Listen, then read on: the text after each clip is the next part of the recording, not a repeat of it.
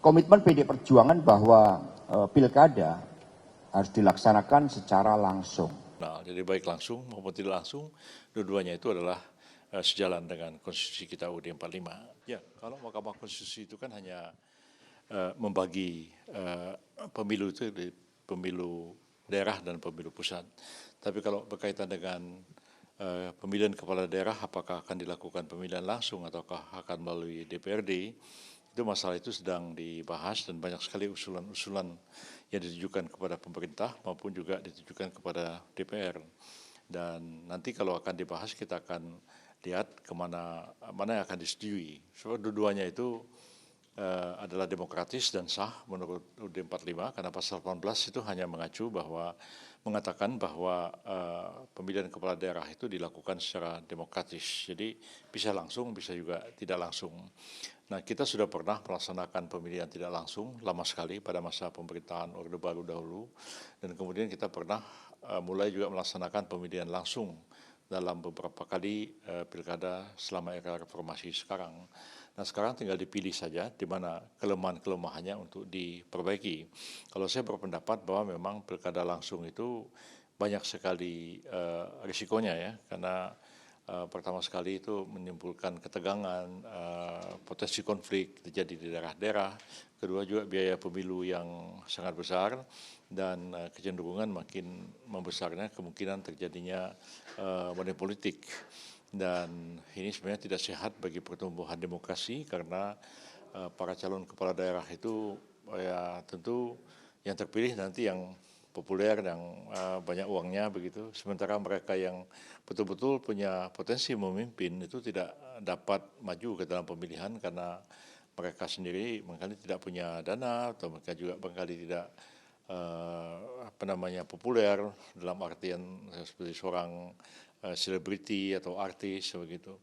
Nah, sementara kita mengevaluasi juga pemilihan kepala daerah yang sudah dilaksanakan selama ini dan menimbulkan banyak permasalahan di daerah, seperti konflik antara kepala daerah dan wakilnya dan sebagainya. Nah, itu keadaan-keadaan seperti itu memang harus kita pertimbangkan dengan sebaik-baiknya. Apakah kita akan memilih pelaksanaan pilkada secara tidak langsung. Memang pilkada secara tidak langsung itu tidak terlalu banyak masalahnya karena dia dipilih oleh DPRD dan pengawasan terhadap anggota DPRD yang melakukan pemilihan itu kan sangat sedikit jumlahnya. Ada aja anggota DPRD itu yang hanya 20 orang, ada yang 35 orang. Nah, kalau terjadi money politik lebih mudah mengawasi yang 20-30 orang itu daripada mengawasi orang sekabupaten atau orang seprovinsi. Dan mereka yang punya potensi jadi pemimpin tapi tidak populer seperti karena dia bukan selebriti atau mungkin juga bukan orang yang memiliki modal yang cukup besar, itu kemungkinan terpilih akan lebih baik, lebih besar dibandingkan dengan diadakan pemilihan secara langsung.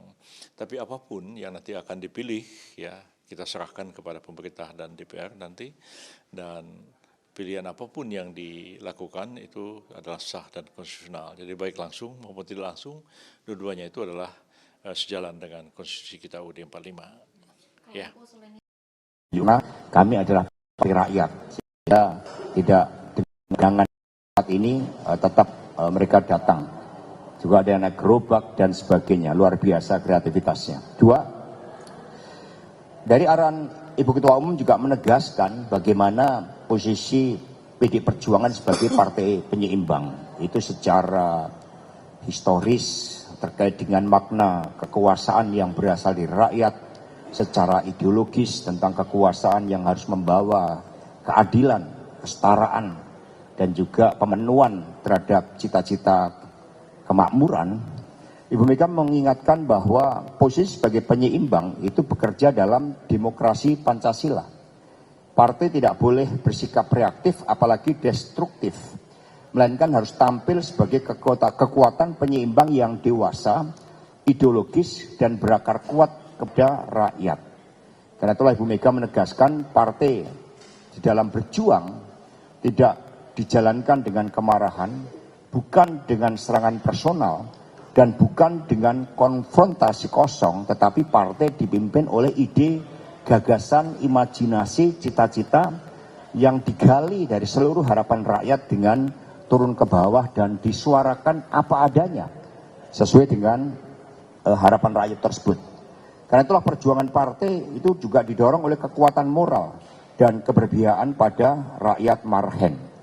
Dengan demikian fungsi penyeimbang di dalam menyampaikan sikap-sikapnya itu disampaikan juga dengan data, dengan research, dengan analisis kebijakan, dengan seluruh landasan argumentasinya. Sehingga penyeimbang itu juga membantu pemerintah negara. Penyeimbang itu juga membantu kepemimpinan dari Presiden Prabowo. Kemudian yang ketiga, Ibu Mega juga menyampaikan PD Perjuangan harus menjadi tempat rakyat mencari keadilan. Ini sangat jelas dari apa yang disampaikan oleh Bung Karno bahwa perjuangan sejati itu dimulai dari bawah, dari rakyat yang tertindas dan terpinggirkan.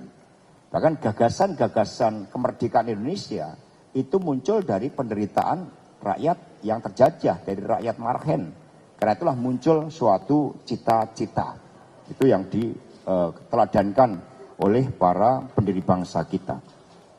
Kemudian yang keempat, komitmen PD Perjuangan bahwa pilkada harus dilaksanakan secara langsung. Ini ada kontrol sosial rakyat, ada aspek legislatif, kedaulatan rakyat, ada semangat reformasi yang dijalankan. Kalau ada kekurangan kita perbaiki, tapi kita tidak boleh menghilangkan atau mengganti bekerjanya kedaulatan rakyat, di mana rakyatlah yang menentukan pemimpinnya. Ibu Mega tadi menyampaikan berbagai argumentasi atas landasan historis, ideologis, filosofis, tetapi juga dengan memerhatikan bagaimana sejarah sehingga akhirnya reformasi itu lahir dan menempatkan kedaulatan rakyat untuk memilih pemimpinnya. Sebagai gerakan etis dan non-partisan, untuk memperkuat upaya mewujudkan cita-cita bersama bangsa Indonesia, meyakini perlunya upaya bersama dari berbagai elemen bangsa agar cita-cita tersebut terwujud.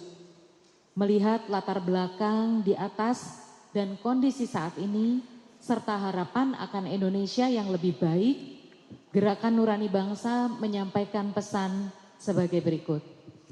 Pertama, demokrasi sebagai manifestasi kedaulatan rakyat harus terus dijaga pelaksanaannya dengan memperkuat pemerintahan berdasarkan prinsip penegakan hukum dan penghormatan hak asasi manusia demi terwujudnya kesejahteraan dan keadilan rakyat. Rakyat harus diberikan ruang sebesar-besarnya untuk memilih secara langsung para pemimpin daerahnya sesuai amanat konstitusi. 2, semua elemen bangsa, penyelenggara negara, pemerintah, aparat penegak hukum, partai politik, masyarakat, dan pelaku bisnis perlu menjaga dan merawat prinsip supremasi sipil sebagai pilar demokrasi dan pengejawantahan amanat reformasi. Polisi fokus kepada tugasnya memelihara keamanan dan ketertiban masyarakat, menegakkan hukum dan perlindungan serta pengayoman masyarakat, sementara TNI menegakkan kedaulatan negara dan menjaga pertahanan negara. Ketiga, seluruh agenda berbangsa dan bernegara perlu disandarkan pada kemaslahatan rakyat dan masa depan negara bangsa secara berkelanjutan, tidak terjebak pada kepentingan segelintir orang dan kepentingan jangka pendek. Partai Golkar, salah satu partai besar,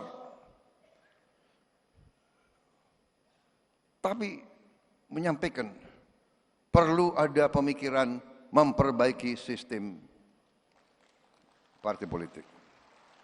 Apalagi ada Mbak Puan, kawan-kawan dari PDIP, kawan-kawan partai-partai lain, mari kita berpikir, mari kita tanya, apa sistem ini berapa puluh triliun habis dalam 1-2 hari.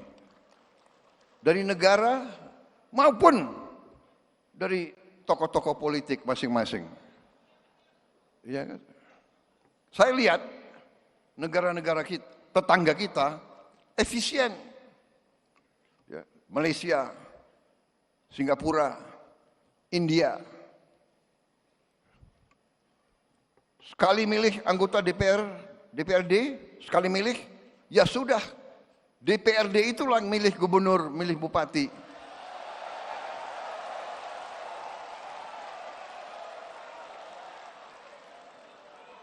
Efisien, nggak keluar duit.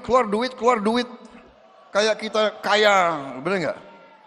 Uang yang bisa beri makan anak-anak kita, uang yang bisa perbaiki sekolah, uang yang bisa perbaiki irigasi, uang yang bisa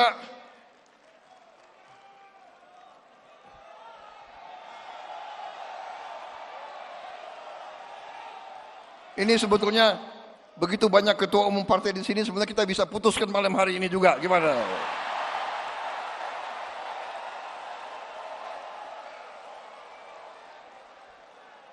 Kalau saya, ya, jangan terlalu dengar itu konsultan asing itu loh. Ya.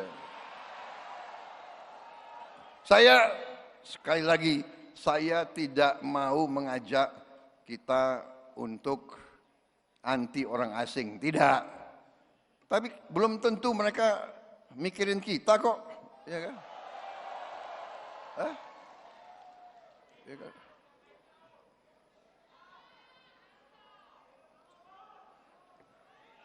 Kalian harus bikin demokrasi.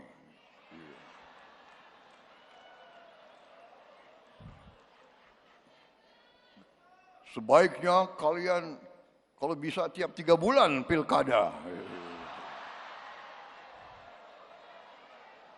Belum tentu dia, iya kan? Jadi saudara-saudara tadi, saya kira acara malam ini ya bagus tadi, tari-tari gitu, saya suka juga itu.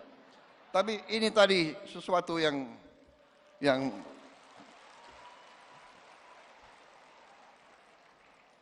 buah dari acara malam hari yang paling penting tadi, keberanian seorang ketua umum partai menyampaikan sesuatu yang menjadi pembicaraan semua partai. Benar nggak? Ketua umum partai, benar nggak? Kalian kembali dari pilkada, kapok nggak? Benar nggak? Yang menang, yang kalah, begini semua.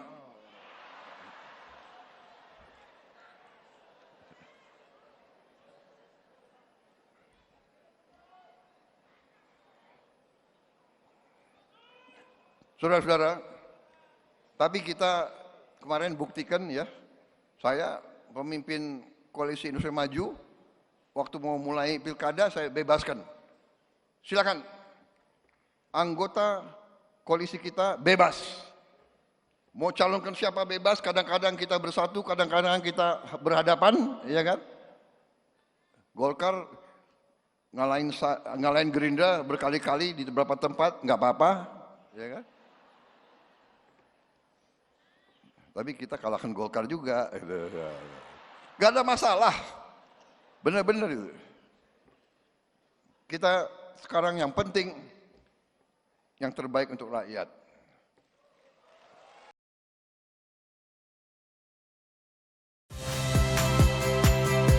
Saya Friska Clarissa. Saksikan program-program Kompas TV melalui siaran digital, pay TV, dan media streaming lainnya. Kompas TV, independen, terpercaya.